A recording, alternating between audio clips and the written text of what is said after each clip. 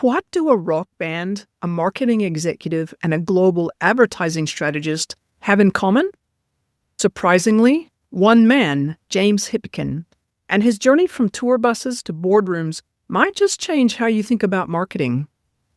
Are you lost in the chaos of marketing tactics and shiny objects, wondering which ones are actually worth your time? In this episode, James draws from over 40 years of marketing experience across 4 countries to help us untangle the noisy mess of modern marketing. We take a look at why chasing every marketing trend is a trap, how to distinguish between good and bad customers, and the surprising connection between music, dissonance, and effective strategy. James also breaks down practical tools like the hub and spoke model and UTM codes, giving you a clear principle-driven approach to marketing that actually works. Now, James isn't just a veteran marketer, he's a pattern spotter, a simplifier, and someone who genuinely wants business owners to succeed without burning out. His superpower lies in making complex marketing strategies accessible and actionable, especially for small business owners trying to do more with less. This episode is packed with wisdom that you won't want to miss.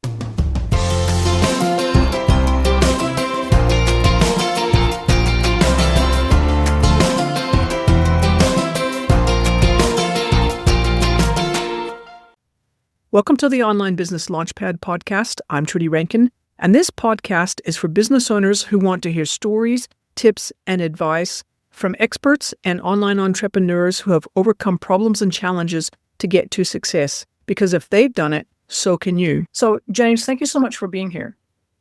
Trudy, it's an absolute pleasure to be here. I'm really looking forward to our conversation and sharing my experience with your audience and helping them bring some order to the chaos. And that is a good way of saying it, order to the chaos. And also, we're going to get into some kind of exciting things because we were talking just before we started about some of the frameworks one of the examples that you're going to be able to use. And I'm really excited to see you use it in action. I'm keen to see what it's like. But I would like to start out by getting you to share with the listeners just a little bit about your background. We've mentioned 4 countries and 3 continents, but maybe just tell people a little bit more about yourself. Yeah, it's been an interesting journey, I have to say. I graduated from college with a music degree. As we do.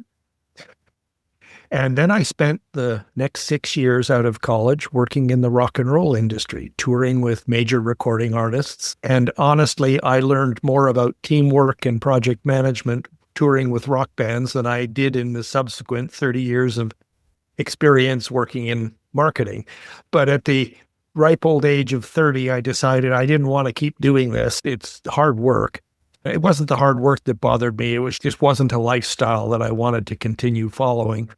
And I thought about what it was that intrigued me.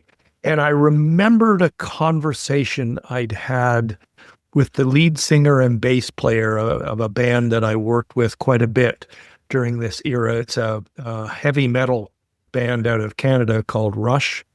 And the Geddy Lee, it was explained to me how they had vertically integrated their business. And we had a very good conversation around this whole concept. And what that did was open my mind to the concept of, look, if this guy who's like a rock and roll bass player and singer in a band can think about what he does from a business point of view and have the success that they've had, I could probably apply what I understand and know in business as well. And it was that conversation that really opened my mind to this opportunity and the possibility that I could do this with my music degree and 6 years of rattling around the country in buses and transport trucks. So I went about getting a job at an advertising agency. And that's how I made the transition. And the guy who hired me said, I wouldn't normally hire someone like you, but there's something about you that intrigues me. And he said, are you willing to start at the bottom? So I'm there as a junior account executive with all these kids right out of college. And I said, yeah, I'll start at the bottom, but you need to review me every 6 months. because I suspected I'd be a fairly fast learner because I had all this practical experience and life experience, frankly, that the kids out of college didn't have. And that's in fact what happened. And so that those early days, and this was back in the day when people actually got trained well at advertising agencies, spending 6 weeks writing my first memo to a client, right? Because being taught how to properly write a memo, which people aren't doing anymore, which is unfortunate, but that's how I got started. And people often ask me, how did this odd background prepare you to have the success that you had in marketing and advertising? And I said, when you're a musician, there's a number of things that you have to understand. You have to understand the power of dissonance. Yes, that's interesting. Yes. And you have to be empathetic. You have to know how to listen. You have to know how to listen to your audience, and you have to know how to listen to the other people performing with you. And those two skills, the ability to value and embrace dissonance and the ability to be empathetic, both which come from my music background and music training and the 6 years of experience touring with rock bands, held me in very good stead in the marketing and advertising world, because I discovered that those skills are not as common as one would think. I find that fascinating because, probably unbeknownst to most people listening, I'm a musician myself. I play a French horn. I participate in community groups and for just playing, and I enjoy it. I love it. And that concept, I had never thought of that concept of dissonance and being able to appreciate and tolerate dissonance in order to get to the beauty beyond it or within it as being part of a marketing approach. That's fascinating to me. I find that interesting.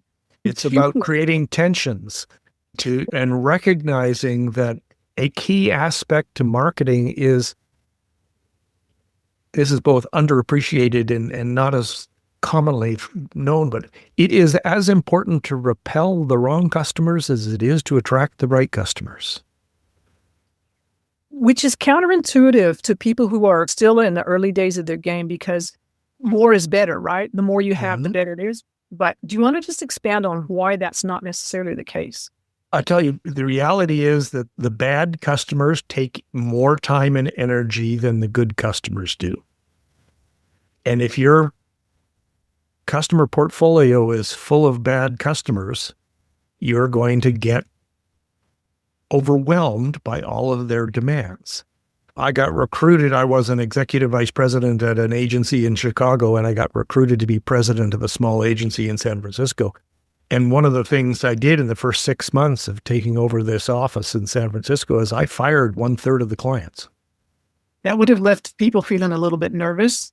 Actually, what happened was profitability went up and staff turnover went down, because we were working with the clients who valued what we were doing and had and their budgets were growing, and our staff was working for clients who valued what we were doing and who had the budget to invest in what we were doing, as opposed to having to struggle with people who we were to go. But it takes some discipline to be able to move past that. Maybe it's a fear of lack, or you're worried about the fact there might not be enough clients or enough revenue to go around if you get rid of one that's a pain in the neck or isn't a good fit.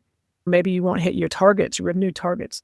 Talk to me just a little bit about how this is my own personal curiosity. How did you go about working with the staff? You said turnover was lowered, so you kept more staff.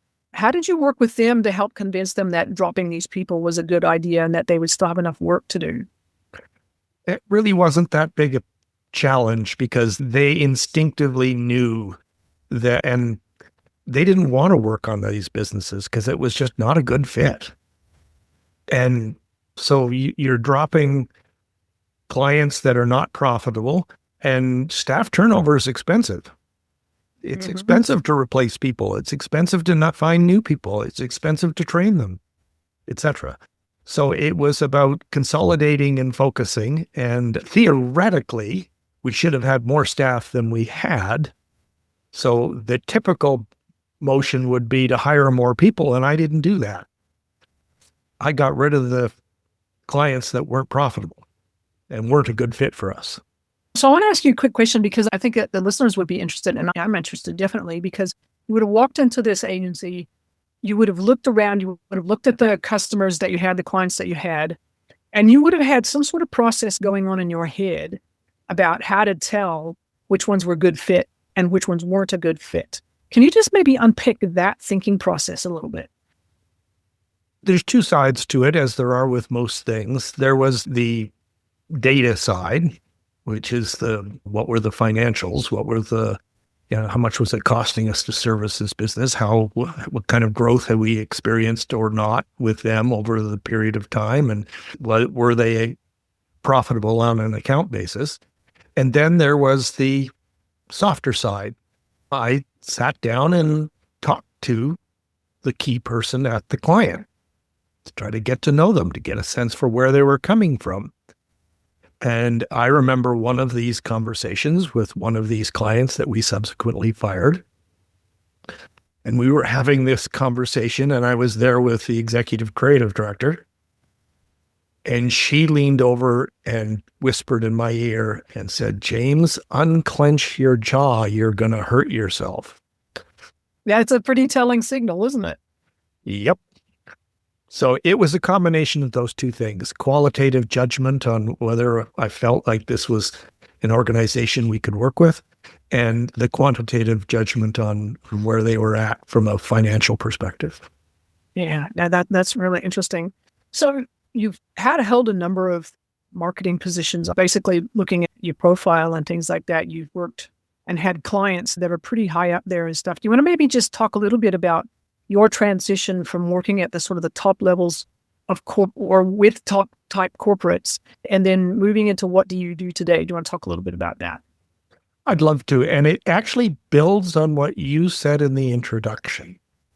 Whereas when you have the opportunity to work in multiple cultures, in multiple countries, one of the things that you learn very quickly in order to survive is that you need to distill what you're doing down into principles. And Yes. when you understand the principles, when you can articulate the principles behind what you're doing, principles are universal. Principles cross cultures and principles cross budgets. If you understand the principles behind what you're doing, it doesn't matter whether you have a multi-nine-figure budget or $10,000. The principles still apply. And that's what my superpower, if you will, is the ability to distill a lot of these things down into principles and into ideas that are easily understood, can be executed in a small way or can be executed in a large way. And that's the power of a principle, right? And I learned that when I got thrown into the international world and suddenly had to explain to business executives in Latin America what the hell we were doing. And it's a different culture, different way of thinking about things. And you can put your foot in it and in your foot in the poo or in your mouth, either one, really easily. Oh, yeah. Oh, yeah. And particularly the triumvirate, we talked about the dissonance and we talked about empathy. The third leg in that three-legged stool is humility. Recognize that you don't have all of the answers. Recognize that there are times when you need help. There's a trend going on in business right now where the fractional CMO is becoming a much more important thing. And the reason for that is so many business owners they're really good at what they do, but that doesn't make them really good at marketing. Yes. And if you give your little digital marketing agency a bad brief, you're going to get bad results. Now, they might be pretty, but it'll still not work. Pretty doesn't mean it's going to work. That is a hard lesson to learn. Mm-hmm. Yeah, it's the most common problem I see when I'm auditing digital marketing programs or websites or whatever. The most common problem I see is not copy or design. It's an absence of strategy. Can you just expand on that just a little bit? Because that is something that I think most people would not have twigged to, or they might not have understood that might be the case. Most small business owners, when they're doing their marketing, it's akin to the business owner is standing on the roof of his building, shouting at the world at large about how wonderful they are. Okay, first of all, the world at large probably can't hear them. And if they can hear them, they don't care. What strategy does is, what I just described is inside-out marketing. You're inside your bubble and you're shouting out to the world. Strategic marketing is outside-in marketing, where you understand who your ideal customer is. You understand what they're like demographically. You understand their characteristics, what they're like as people. You understand the pain that they're struggling with, and you understand the transformation, the gain that they're hoping to achieve. That is an example of outside-in marketing. But the avatar, like most things, is a two-sided exercise. And where many businesses may have an avatar, they may, or sometimes it's called a persona. The other side of that coin is mapping the buyer's journey. Understanding that the process that the consumer goes through is not simple. When they have no need for what you're selling, it doesn't matter how good your marketing is. All the best marketing in the world is not going to change a customer's need state. They don't need it, they're not going to see it. Because they're being exposed to 6,000 to 10,000 marketing messages a day. Just noise. In order for you to break through the noise, you need to understand their journey. What are the sort of things that happen to them that cause them to become aware that maybe I need to solve this problem? They walk into their kitchen and there's water on the floor from the dishwasher. That's an event that happened. That suddenly they're in the market for a new dishwasher, right? If they're not in the market for the new dishwasher, they don't see any of the advertising.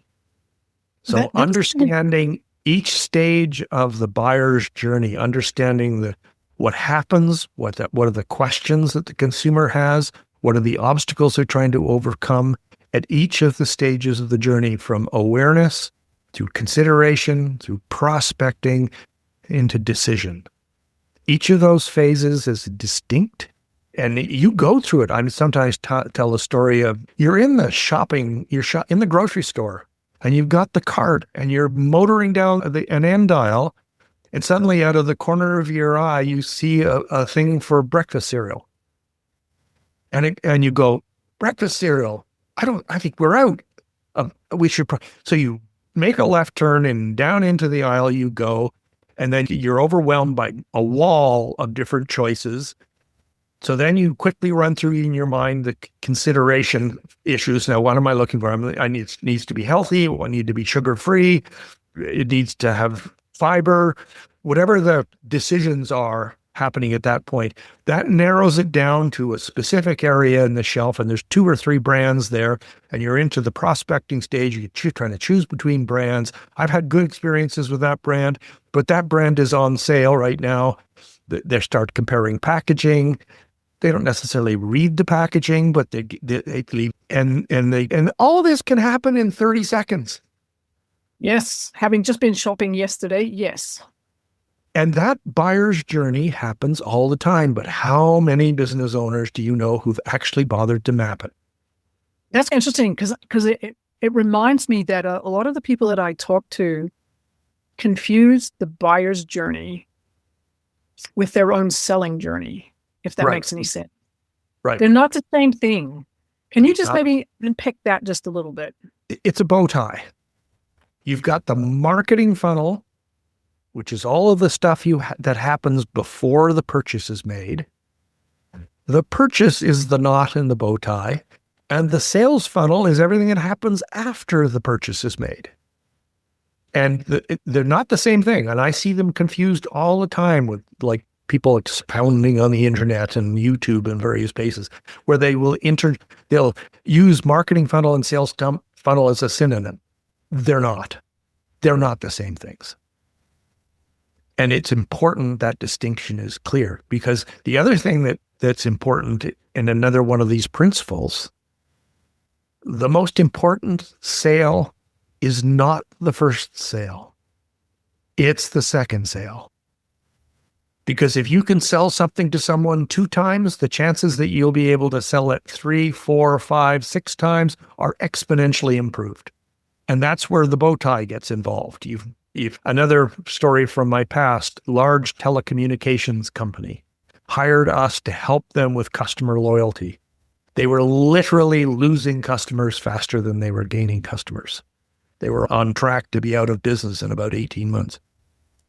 We sponsored a research study to help understand loyalty in this particular sector. And I don't remember any of the outputs from the research study. It doesn't matter. But what I do remember is one sentence from the researcher's introduction when he was introducing the readout from the survey. And this is a guy who specialized in loyalty research. And he said, in his experience, 90% of loyalty problems can be traced to a flawed sales process. Okay. That marketing funnel, which is the process that people went through, does it build trust and build relationship? Is the purchase the next logical step in the buyer's journey? Or do they feel like they've been tricked into buying something? That distinction is very important. I'll give you, I'm on a roll here. One of the things that's a bit controversial that I tell people is stop saying call to action. And say instead. And say instead, you're not creating a call to action, you're creating a pathway. Now, effectively and functionally, it's exactly the same thing. But the mindset shift is really important. A call to action is a marketer shouting at a customer and telling them what to do. People don't want to be shouted at, and they don't want to be told what to do. A pathway, a people like you pathway, calls out to subsegments in your audience, says, hey, if you follow this link, click this button, we're going to give you all kinds of valuable information that's been tailored specifically for you. And guess what? When they follow a people like you pathway, 2 things have happened. They've told you exactly who they are, and they've chosen to follow that pathway, which means they've given you permission to give them more information. Makes a lot of sense. So, inside out marketing, shouting at the world at large about how awesome we are, or outside in marketing, understanding who your best customers are, understanding the journey that they're on, supporting that journey, building trust, building relationship. So when they do make the purchase, it's just the next logical step in their journey. And when that happens, the other side of the bow tie, the sales thing, hey, customers like you have also purchased this. It's received in an entirely different way, as opposed to somebody's created a tripwire in a ClickFunnels funnel, right? Makes a lot of sense, And in my mind's eye, I can see examples of exactly that kind of flashing. And it brings me to my next question, because one of the things that we talked about a little bit earlier was this example that you had, which I would like to get into, and to lay the groundwork for that, I just want to say, one of the things that for myself personally, and also when I was just getting started, and also for some of the people that I work with, marketing's hard, right? And I'd love to know the answer to the question of how many people who run businesses actually are good at marketing their businesses. And I suspect it's just a very small number of people. And most people are good at their expertise. They're not good at marketing, as you said earlier on. Mm-hmm. So what that means is that whenever we hear the gurus, in quotes, gurus, telling us about this new, latest, greatest way of 10xing your leads or 10xing your Mhm. sales or do this and you'll be a billionaire, whatever. You'll be driving a Ferrari and have a yacht, which is a lot of BS, quite frankly. Anyway, lots of people hear these things and they go, okay, I'm going to try it. I'm going to try it. And so then they stop focusing on the thing that they were doing that was starting to get a bit of traction. And they Right. start to focus on these other things. And you end up splitting. And I can say this because I've done it myself. You end up splitting out your energy. You've got it off in a bazillion different streams, and then none of them work. So Right. could you please bring out your example that you were showing me earlier? And let's just walk this through and see how you can help people not succumb to the bright, shiny object syndrome is where I'm getting to, I think. Let's start with a principle. Okay. There's a famous story. A business reporter was interviewing his name was Peter Lynch. He was the fund manager of the Magellan Fund, which is a mutual fund at Fidelity in Boston. Very successful. Had years and years of above average growth and et cetera. And this business reporter asked him, so what do you attribute your success? And he was expecting a long and involved and complicated answer. And Peter Lynch looked at him and said, water the flowers and prune the weeds. I like it. And that's a fundamental principle that differentiates successful marketers from people who are getting overwhelmed by the noise and the shiny things. Find out what's working for you and do more of that. And if you want to try something new, that's fine, but do it in a test versus control method where you're not stopping what you're doing. You're just spinning off a small amount of budget to run a test to see if the test is going to do better than the control. And if the test does do better than control, don't throw the baby out with the bathwater. Do a confirmation test. Take the test and double the size of it and do it again to see if it happens again. Build into things gradually. Patience is a very underappreciated virtue, and it's so important. One of the things that I talk about, and I think this is the analogy that you're leading up to, there's so many choices. If you have an avatar and you have the buyer's journey map, that goes a long way to helping you clean out the choices, because you've got something objective that you can assess something new against. If your avatars, the demographics in your avatar is that your primary audience is men in their over 40, I don't care what your nephew says, TikTok is not where you should be. Yep, that is absolutely right. And don't try to boil the damned ocean. I can't tell you the number of times clients have come to us and we're going to stop doing that. We're going to stop doing that. We're going to stop. But are you getting any leads from it? I don't know. Exactly. So there's a simple idea that not hard to do. You're probably familiar with it. Your audience might be familiar with it. I'm happy to explain it if you think it would be of value. And that's this concept of UTM tracking codes. It's probably worth talking about a little bit. It was around for a while, and then there's all these tools, and you didn't have to do it anymore. And people don't really understand. I think a lot of people don't understand what it does. You still need to do it. What a UTM tracking code is, it's you've seen URLs where there's the URL and there's slash and there's something else and then there's slash, and then there's a question mark and there's a whole bunch of stuff after that. That question mark stuff after that's a tracking pixel. And when you add UTM codes to your URLs, when you're out in Instagram or you're in Pinterest or you're doing LinkedIn or whatever the channels are that you have a presence in and you're using UTM codes, Google Analytics picks those UTM codes up and streams out that data so you can now see where your data is coming from and you can see what they're doing on the website as a result. Are they bouncing within 10 seconds or are they spending 3 or 4 minutes on the page? Are they going to other pages? You can see all of that if you just simply add that UTM tracking code to your links. And that's what helps you understand which are the flowers and which are the weeds. And when you find the ones that are working, do more of that. And stop doing the other things. Stop doing the other things. And I have to say, because I can say this with some certainty, a lot of people that I worked with start out being afraid of Google Analytics. Mm-hmm.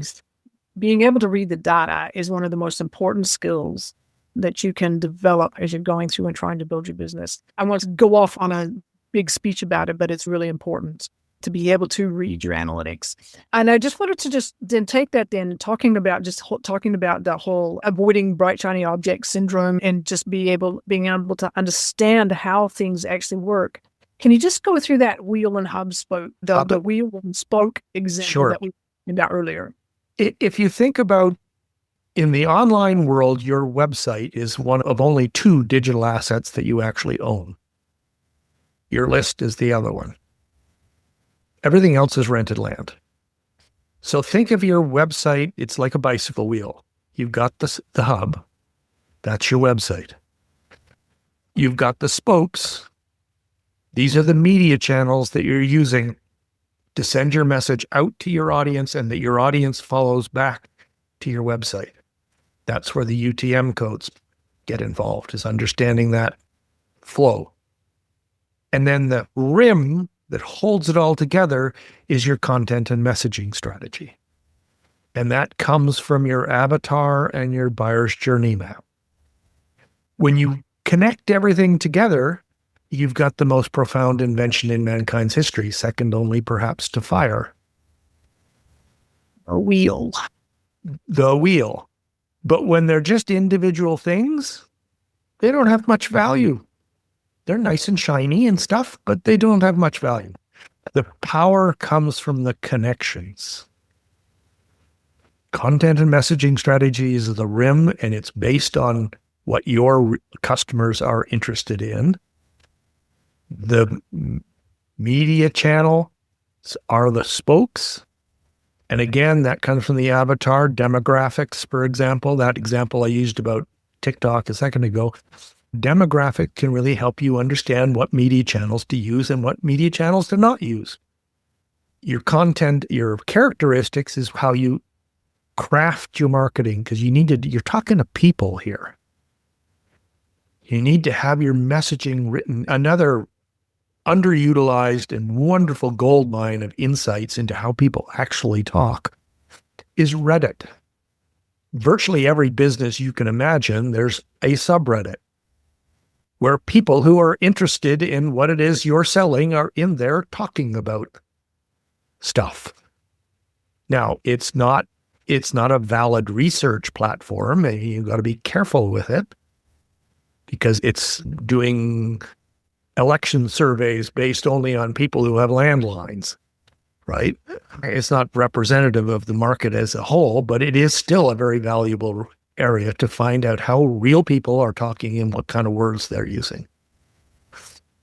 So that hub and spoke idea really helps a business owner decide, is this new thing, does it fit? Is it going to add value to my wheel, or are the connections going to be legitimate, or is it checkboxism? Is it somebody told me I needed to do this, so I did it, and there it is, check the box. That's not marketing. There's that sentiment, just as we bring this to a close, is that sentiment that I've heard so many times, is that you have to be everywhere with your marketing. Mm. And I don't get it, because I don't think it's possible for people to be everywhere efficiently or effectively. Yep. I'll tell you another quick story, because I know we're just about ready to wrap up. That telecommunications company, the first meeting I had with the chief marketing officer, I came into his office, we sat down, pleasantries, thank you very much for hiring us. And he said, we're really happy that you're here and all that nice stuff. And he said, so how are we going to go about this? And I looked him right in the eye and I said, I need you to spend less money. He damn near fell off his chair. Wait, what? No, you're spending too much money. But we're trying to solve this thing. Yeah, and you're throwing money at it. You're not going to solve it by throwing money at it. 80% of your revenue is coming from 20% of your customers. Do the analysis, you'll see that I'm right. What we need to do is focus the loyalty budget on the 20% that actually care. Makes a lot of sense. Did he listen to you? He did. It took us about a year to put the program together because it was a $2 billion base of business. So this was not small. It took us about a year to put the whole program together. We did a lot of testing and some research. I told you about the research before. At the end of the first full year of the program running, I was having lunch with him or coffee for breakfast or whatever it was. And so I asked him, so how's it going? And he said, we've generated 20% revenue growth on a $2 billion base of business. We have not changed our market share. That is pretty impressive.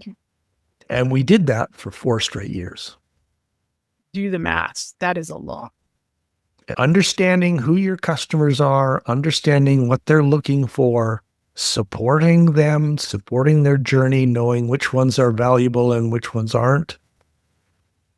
These are simple things and simple ideas, and they're principles. They apply whether you're a multi-7-figure, multi-9-figure business or a small business. They still apply.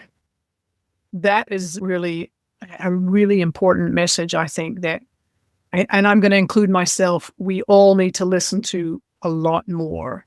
That's been really fascinating. James, we could talk about this for a long time because this is an area where I'm always trying to improve my skills. And I think everybody needs to get better at marketing, be able to do it better.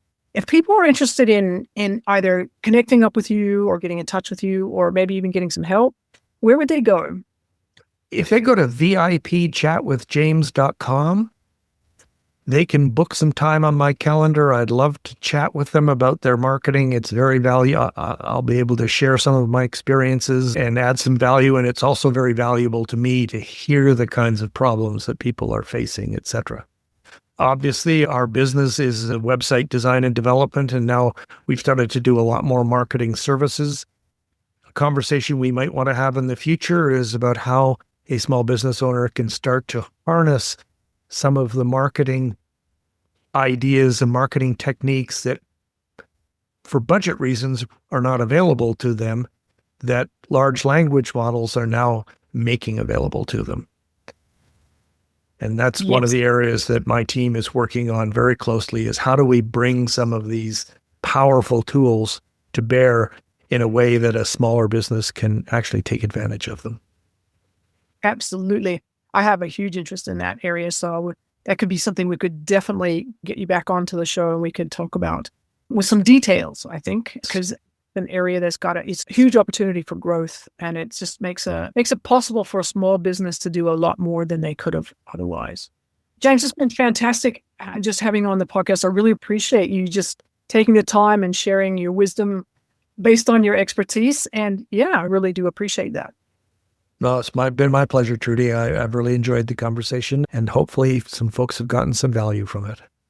Well, I'm sure they have.